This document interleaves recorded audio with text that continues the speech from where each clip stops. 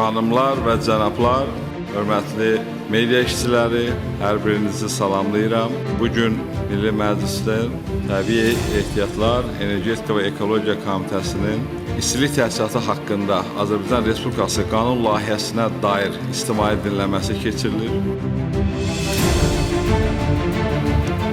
Və bu dinləmədə dəvətimizi qəbul edib, iştirak etdiyiniz üçün sizə öz təşəkkürümü bildirirəm.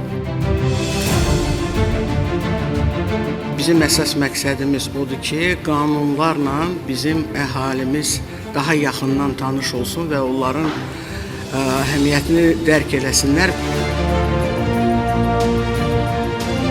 Energetika sahəsi ölkə iqtisadiyyatının əsas dayaqlarından biri olaraq strateji əhəmiyyət kəsb edir.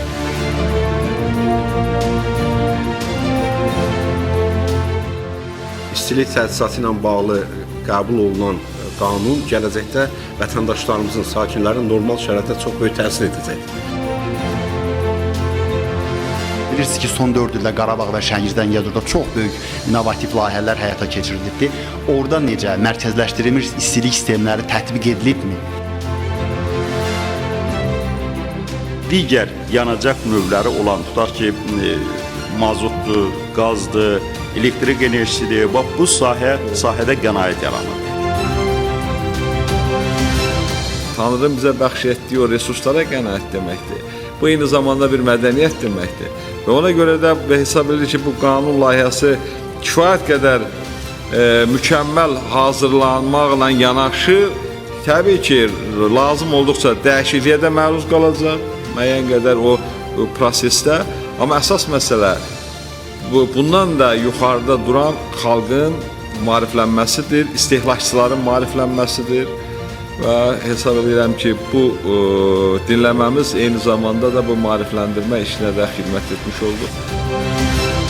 Çox belə səmərəli bir projelərdən biridir və eyni zamanda da bu böyük bir problemi həll edir. Doğrudan da istilik təchizatı uzun illərdir insanları düşündürən, vətəndaşlarımızı narahat edən bir çox məqamda məsələlərdən biridir.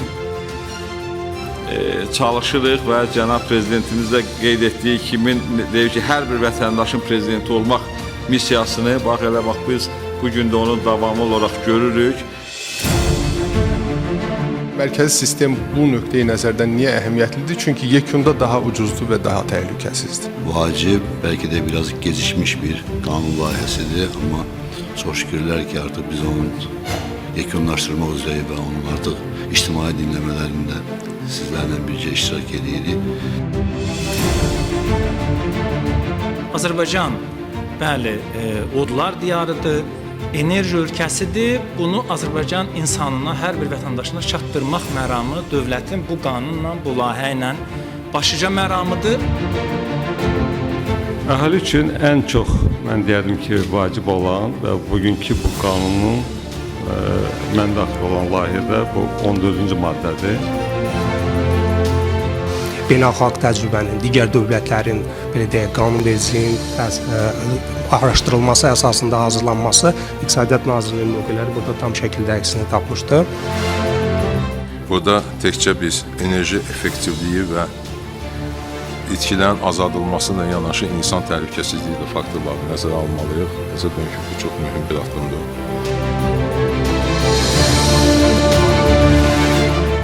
Eyni zamanda cənab prezidentimizin siyasətinin Azərbaycanda uğurla həyata keçirilməsində qanunvericilik hakimiyyətinin belə deyək ki, fəaliyyətidir.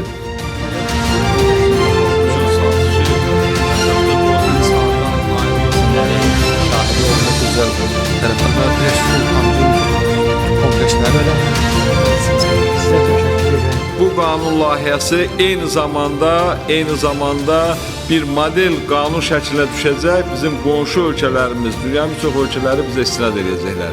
Və sonda da bir daha belə bir şərait yaratdığına görə Milli Məclisin sədri, hörmətli professorumuz Sabiq xanım Qəfərova hamımızın adına bir daha təşəkkür edirik. Sağ olun.